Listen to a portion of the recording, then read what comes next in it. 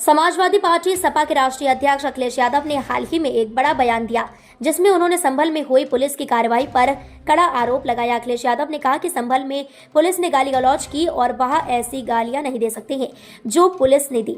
इस बयान के जरिए अखिलेश ने पुलिस की कार्रवाई पर सवाल उठाया और अपनी नाराजगी जाहिर की।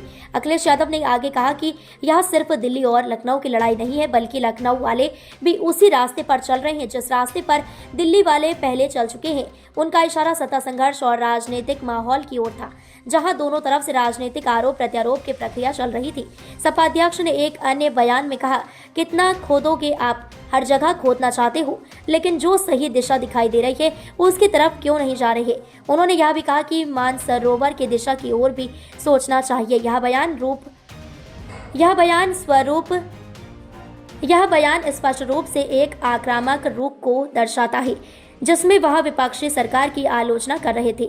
अखिलेश ने अंत में यह भी कहा कि एक दिन वह समय आएगा जब देश आपको कभी जाने नहीं देगा। उनका यह बयान भविष्य में आने वाली राजनीतिक परिस्थितियों और संघर्षों को लेकर आशंका और चेतावनी की तरह प्रतीत हुआ। यह बयान यूपी की राजनीति में गर्मागर्मी और विपक्षी दलों के बीच तीखे विवाद को और बढ़ा सकता है। आप में से जितने साथी हैं, आपके प्रेस के लोग भी वहां मौजूद थे चुनाव के दिन।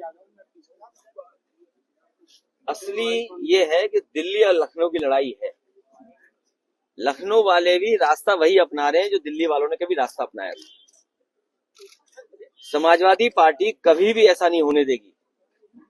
समाजवादी पार्टी भाईचारा कैसे बने, शांति कैसे हो, विकास खुशहाली तरक्की कैसे हो, उस दिशा में काम करेंगे।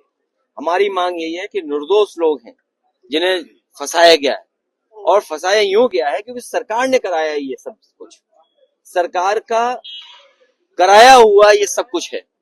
सरकार चाहती थी कि चुनाव में जो वोट की लूट हुई है उस पर चर्चा नहीं हो।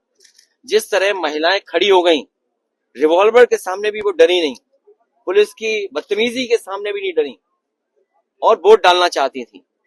आप सब जानते हो कि जितने बाई इलेक्शन हुए उत्तर प्रदेश में, सब जगह वोट नहीं डालने दिया गया, और फिर ये संभल का इस तरह घटना करा दी। जो अधिकारी हैं उन्होंने कराया है।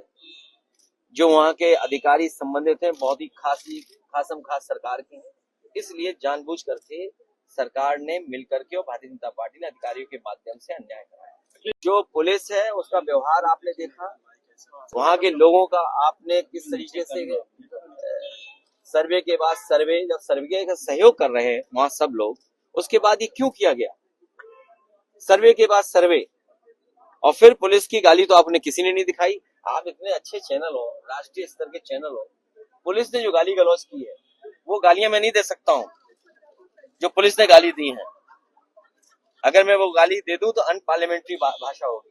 आपने सब जानते हो कि किस तरह गाली दी। रास्ता जो कभी दिल्ली वालों ने अपनाया था वही यूपी वाले अपनाना चाहते हैं।